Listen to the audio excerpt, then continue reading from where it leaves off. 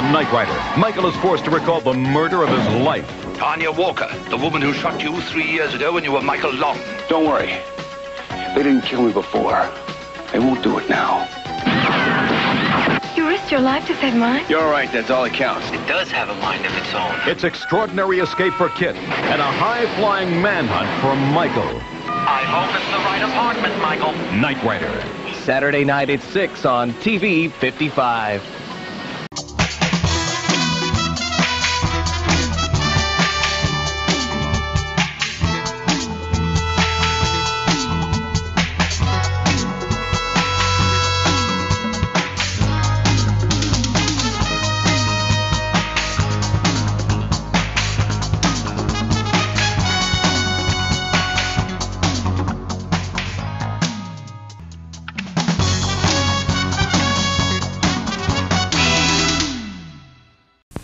Sunday, Michael is marked for death as an old enemy returns to even a score. Well, who would go to all that trouble? You indeed. Drop in and find out on Knight Riders Sunday. Production 57840, A Good Night's Work. This episode was written by Richard Oakey and directed by Sidney Hayers. It originally aired on NBC Sunday night, March 4th, 1984 at 8 p.m. It was filmed from January 23rd through the 31st of 1984. It was the 39th episode to air, but the 40th episode to be produced. Now, this episode had an original working title of Sneak Attack. That's what early scripts called it. All right, synopsis reads as follows. Michael is targeted for death by the bitter ex-lover of the woman who shot him 2 years prior. All right, so with all that said, time to dig in. The episode begins with Michael kind of staking out Brummel. Actually, in the script, his first name is Bob. So Bob Brummel at this location. So this location, unfortunately, is no longer there. It was called the Far East Terrace. And it was on Lankershim Boulevard in North Hollywood. It, unfortunately, is completely gone. Original version of the script has Michael actually hiding in KITT, not standing reading a newspaper. He was actually hiding in KITT. When Brummel came out, Michael activated KITT, went out the sunroof, and tackled him. But they changed it to this, as you can see. And see, we get a great look at the parking lot here. Notice this wall here, this kind of grid-looking wall. So let's go to today. So this is the location of where the Far East Terrace was. So now it's this giant industrial business complex building. I don't know. But if you look over here, there's that wall. It's still intact. And if we go over a little further and just turn this way, there's the famous NBC Universal Black Tower that we see in Knight Rider all the time. So once again, filming right in the studio's backyard, right? Makes sense. All right. So let's move on. Yeah, so now we get this other angle from across the street of, I think this is Lankershim. Let's see if any of this is still there. And it's looking like no. So we're back out on Lankershim. This is the other side of that industrial complex, and a lot of this looks redeveloped too. So not much left in terms of the filming location, I guess, except that grid-style wall. All right, so correct me if I'm wrong, but I think this is the debut of the new auto window insert panel. So we have seen the auto window buttons before, way back in the beginning of season 2 in Merchants of Death, and I think we see it another time, but that panel looked like this. So you can see here how it's different. We actually have the window switches here. These are all different, but here they upgrade it. They remove the window switches and just put left, right, up, down. And this is the panel that they're going to use for actually the rest of the series. We'll see this all the way through season 4, this auto window panel. All right, and now we have the wonderful Cameron Zachary, played by John Vernon. So John, I don't know, he was in a million shows back in the 80s, but he also reappears in what is probably your #1 favorite episode, Voodoo Night, in season 4. And it's also interesting, in 1989, I believe, he co-starred with Hasselhoff on a movie called Bailout. And what's neat is John Vernon's character in that movie lived at the Flag headquarters, Arden Villa. So just kind of a weird set of coincidences, I'm sure. But so we see John Vernon again, Voodoo Night, and then reunited with Hasselhoff in 1989 in the movie Bailout. Check it out. And while we're talking about returning guest stars, here's Robert O'Reilly. We see him again also in season 4 in Kidnap. He has a real thick beard in Kidnap. His hair is slicked back, so he actually looks kind of different. But a lot of Star Trek fans know him, I think, as Gowron. He was in the Star Trek franchise. But here he is making his first appearance in Knight Rider. And then we see this close-up of them digging up Michael Long's grave, I guess, just to confirm that there was no body in there. So here we actually learn the birth and death dates of Michael Long / Michael Knight, January 9th, 1949, August 8th, 1982. And if you think about it, August 8th, 1982, that could be legit, right? I mean, the show premiered September 26th of 82. But, you know, maybe all those events that happened up to him getting shot took place the month prior, right? And then he took a month or a month and a half to recover, and then by September 26th of 1982, he was out being the Knight Rider. I don't know. But this is the only other time in the series outside of the pilot where we hear or see that his middle name is Arthur. And what's interesting is if you go back to the pilot, we see a close-up of his driver's license here, and it lists his birth date as January 13th, 1953. So, little continuity error there, but I guess you can't blame him. So, there's a scene later on in this episode where Devon and April are talking, and Devon says, whoever opened that grave now knows he's not dead. Michael Long is not dead. So in the original script, it's expanded upon a little bit. So when Devon tells April that Michael Long's grave was robbed, April replies that she didn't realize there was a grave to rob. Devon responds that they planted a body to protect Michael's identity, which I believe is a reference or a callback to the pilot where they talk about stealing a body and all that stuff. So it does kind of tie together nicely. And here we have the premiere of Mighty Mouth. Not the premiere. He's only in this episode. It's not like he's a recurring character. But in the original script, he was actually called Talking Teddy. But believe it or not, some of you crazy Knight Rider folks out there, and I say that with affection, have found this exact model of bear and are retrofitting it with a voice activation unit on the inside when you squeeze its belly. So, whatever. Why not? So now we're at Dave Collins' used car market, where a bunch of the comic relief scenes happen. So this is located at the intersection of Whipple Avenue and Lancashire Boulevard. It's been redeveloped, as you can see. There's now a car dealership here. So if we move up a little, it would have been right here, and this building was added.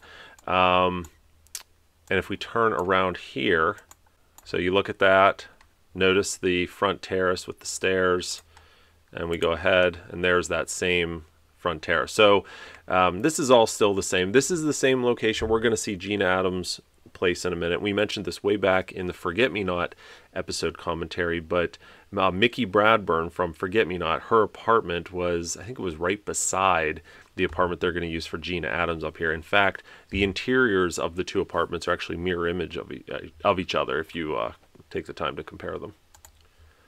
And for those of you curious, 4 cars used once again in this episode. We have the hero car, which we see here.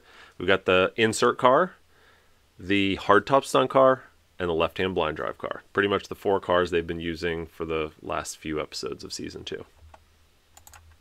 And not that you needed more proof this was the same location, but look at the background, see the zigzag awning right there. Look at it here. It's now a 99-cent store. There you go.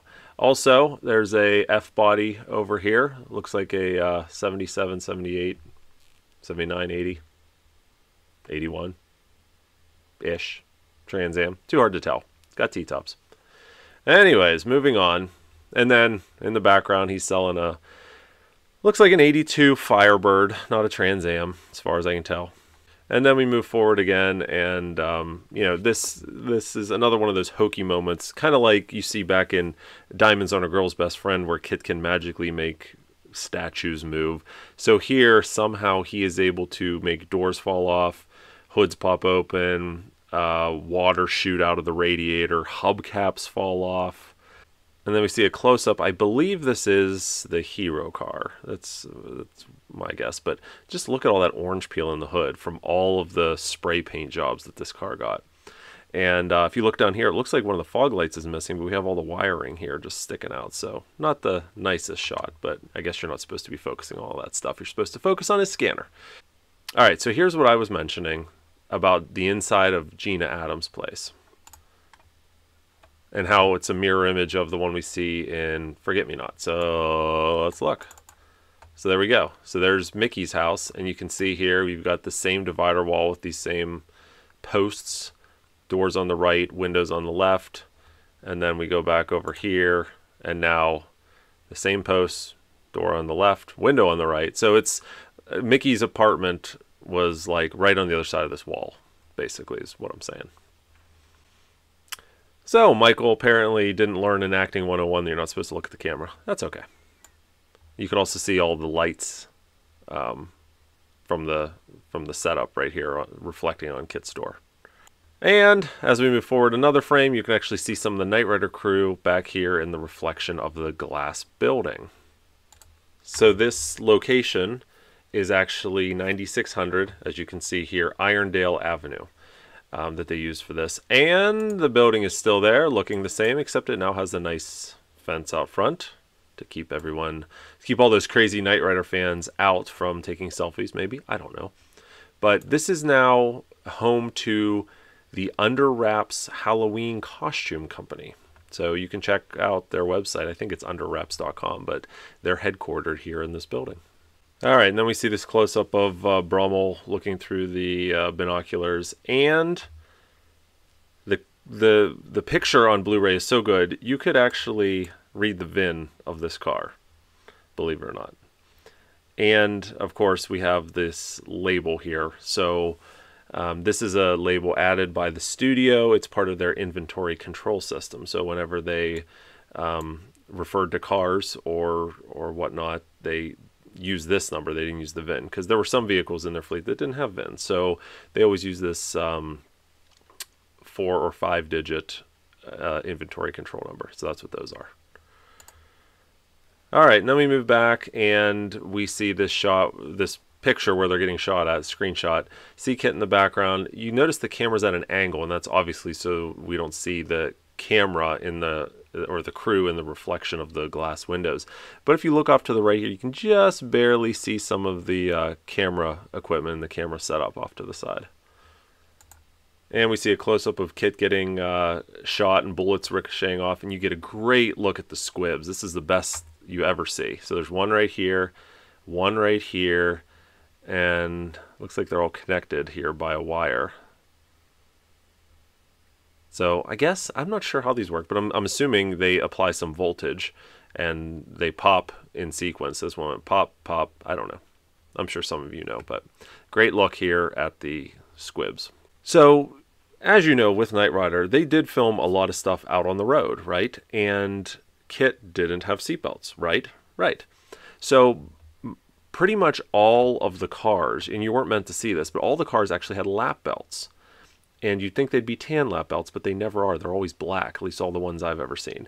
And here you can see, this is the handle for the seat, but right here, this is the black lap belt tucked down under the seat. So when they're out on the road, they do have some protection. They just don't have a shoulder harness because Kit's supposed to have laser seatbelts, right? Although I guess not at this point in the series, but there you go. And Kit's pulling back into the used car lot. Gina's place in the background. Here's our yellow Volkswagen Rabbit that we have been spotting the last few episodes. And I do have to admit, you know, whenever I've watched this show a few times, as you can imagine, over the years, and I always spotted that AMC Gremlin, I always spotted the Volkswagen Beetle. I never spotted the yellow Rabbit until you guys pointed it out to me a number of episodes ago, and now that's all I can see whenever I watch subsequent episodes. So thanks a lot. So here we have another one of the rare times where we get the flashback of Michael getting shot, flashback all the way to the pilot. And we see this a few times throughout the series. Here we see it in Junkyard Dog. I'm sure there's others, but I can't think of them right now. But here it is again. So Michael's putting on his emergency necklace to summon KITT, and we get a look at the comlink, which is actually not his official comlink. This is just some other type of radio watch with 2 buttons on the side and a knob down there. Whatever. This is a close-up of a circuit board that's supposedly in Triple M Toys. And we can read a little bit on it. Pertec, what's that say? Capstan regulator. I would love it if someone could identify what this circuit board went in. I want all of you guys to drop everything you're doing, no matter what it is, and figure out what this circuit board goes to. If you figure it out, let me know. Put it in the comments below. You win nothing except my praise. So enjoy. Happy hunting. Michael's locked in the storeroom. There's no way out. He appears to be cornered. And all I can notice is military vehicle 60-3092 and realize that it's in fact a Radio Shack toy. There's the box. It's actually currently on eBay right now, $50. Someone want to buy it? You can recreate this scene. No? All right, let's move on. All right, so now we're outside the building. This is the hardtop stunt car with Mighty Mouth at the wheel. And then we move forward again, and now we see an array of different toys. So what are these toys? Some of these look familiar to me. I remember these from a kid. I remember this one, and I think this is the same. They think these are the same versions, just different color schemes. And of course the monkey with the cymbals, the panda bear on the drums. Any of you recognize which ones these are? Put them in the comments below. We're going to recreate this storage room. We have to, right? No? Okay. So here, this is, again, Dave Collins with his final customer, or at least in the sequences we see, where he learns his lesson. But the lady, the car buyer, she doesn't have a name in this episode, but she's played by Rosalind Ingledew, now Rosalind Allen, I believe. And she just has a small bit part here, but she has a much bigger role in season 4 in Night Behind Bars as part of the breaking out of prison, stealing things scheme. She's Samantha. Is it Samantha Lawton? I think. Yeah, that's who she plays. So this GMC Top Kick truck that we see back here, this was at this point in the series brand new. They had just bought it. It's a 1984 model, and it's part of Universal Studios fleet that they use for transporting equipment and different things like that. And of course, it was used whenever different Universal series dictated it. So what's neat is last year I was contacted by the guy that now owns this truck. It was auctioned off. It was sold off after the studio left it, but it still bears a number of marks that positively identify it as this exact truck. So it still exists today. And actually, after this appearance, it was used on Airwolf, not on screen on Airwolf as I understand it, but as an equipment vehicle. It actually had the Airwolf logo painted on the top front of it. But it's still around today, and thanks so much for the person who, the owner of it, the current owner of it, who contacted us. But really cool to note that some of these minor vehicles from the show still exist. So it's amazing to me that they were able to get the car up inside of this same truck. I mean, it's obviously very, very narrow and you couldn't open the doors once you get in, but this is the left-hand blind drive car. In fact, you can see the shroud behind the driver's seat, and you can see how the passenger seat is propped up higher there. So then we pull in, we see the shot of the inside, and now we're in the hero car. So they actually had to pull, after they drove the left-hand blind drive in, they had to pull back out, put the hero car in. But one thing to point out, so we are almost at the end of the second season, halfway through the series, and KITT still has some of Michael Chaffee's original pod buttons here. So the turbo boost button we can just barely see is there, right? It wasn't just on the insert dash, but a lot of these other buttons Pang and Pox and all those ones. These are some of the similar buttons that have been there since the early first season. And actually, I think that one might be Oil Slick. It's so hard to read, but it's neat because this far in the series, they're still using some of those original buttons from way back in season 1. All right, and now we head to Cameron Zachary's apartment building, which is in reality on Wilshire Boulevard, the Westford condos. So there it is then. Here it is now, still the same. But I believe the parking garage used to be here, and now it's another high-rise, if I'm not mistaken. So, but the condo's still there. So we see this point of view shot of Devon and April talking, and neat because you can actually see, if you look up here, the original season 1 backdrop is still there. They just put these tan panels over them to cover them, but they didn't reach to the very top there. So usually you don't see this high up on this, you know, it's usually the screen's cut off, the frame's cut off right there, but you can get a better look there. And then we have fake Michael there, which I like. Now real Michael. Fake. Real. Pressing his button there. And see, then we look here, and he's got this plaid shirt on, and it's buttoned halfway down his chest, and now it's just tight in a flannel type shirt for the insert shot. So this is not Hasselhoff. Obviously, this was part of the insert crew. And then we have model kit breaking out, and what's neat is the background vehicles, right? So we've got this Camaro here, we've got this Firebird here, which I believe we see this Firebird in the Fall Guy, this Firebird model in the Fall Guy, if I'm not mistaken. And once again, we see the model of the van from Race for Life that Kit turbo boosted over.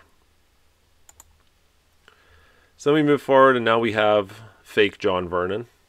Kind of looks like... oh, what's his name? John Voight, doesn't it? At first glance. Obviously it's not, but... So we move forward, and once again, there's the yellow Volkswagen Rabbit. I would love to figure out which crew member owned all these reoccurring vehicles. So then we move forward again, and we get this great high shot left-hand blind drive car, and you can see the flap of the seat and the hands holding the round steering wheel right there. Come in for stop, and here, there's the seat. There's the flap in the front of the seat. There's the guy's arm right there holding the steering wheel. This red dot is for the brake line lock system. Whenever the brake line lock system was activated, there were two indicators. One was a red light, a visual aid, but then there was an audio aid also, a horrendous sounding buzzer. And that's how the guy driving, Jack Gill or whoever, knew that the line lock was activated. Originally, as I understand it, they only had the light, but the problem was when they were filming and the bright sun was coming in the windshield, they couldn't see the light, so they wanted to add an audio warning as well. All right, and then looks like Cameron was successful at cutting a hole right in Michael's butt, so that's great. Looks like there's a piece of tape there. And then he falls down, the auto roof opens up. This is the hero car. And we get a look here at this, and you probably wonder what this is. This is a hook, or an eyelet that they put in the floorboards. Our insert car still has, it's not this car, but our insert car still has a couple eyelets in the floor, and that I think was for like mounting different, maybe camera equipment or whatnot, but that's what that is right there. And Michael lands, and now this is the insert car. And you can get a real good shot. You know, we only see this is the seat extends up. We only see this twice in the series. Once was in Nightmares, and the other time is here. But here you get a really good look at the mechanism behind it. So the seat rode on this track, and that's how it went up and down. And I mentioned this back in Nightmares, but our insert car, one of the many ways we know it was the same car, well, beyond, you know, our chrome coat hooks, right? But the floorboard under the under the driver's side was completely cut out, and now there's a 1/4-inch steel plate that was welded back in. And beyond that, there's I don't know, 2-inch pipe running down both rails of the car underneath to give it some rigidity. So the car has absolutely zero flex in it, but we'll cover that in a video dedicated to that car. But yeah, they actually cut out the complete floorboard of the car for simply for this seat function.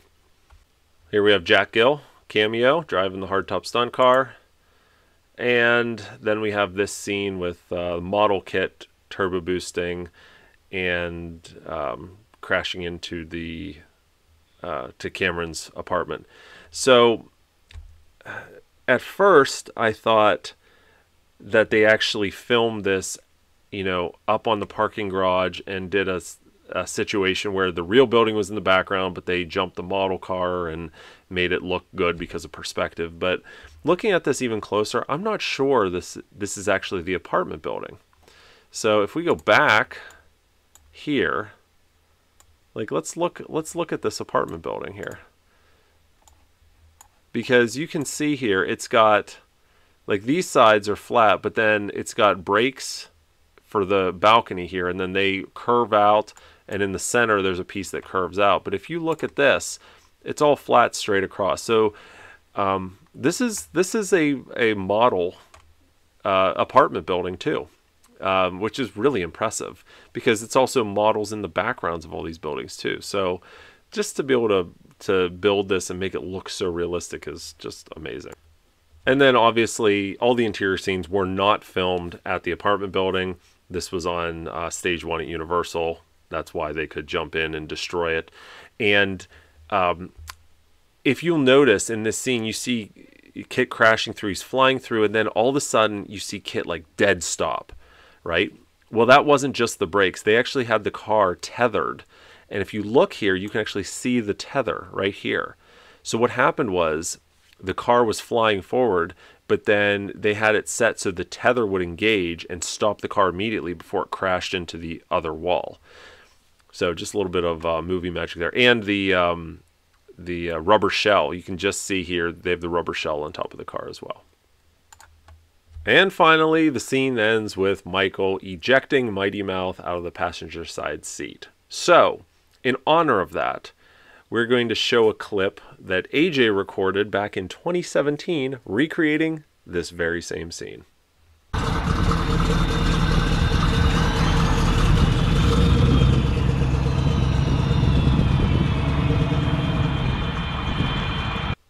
And with all of that, a good night's work is history. We are now going to move into Mouth of the Snake. That'll be our next episode, the last 2-hour episode of Season 2. And if you think about it, Season 2 was filled with 2-hour episodes. We had Goliath Returns, Mouth of the Snake.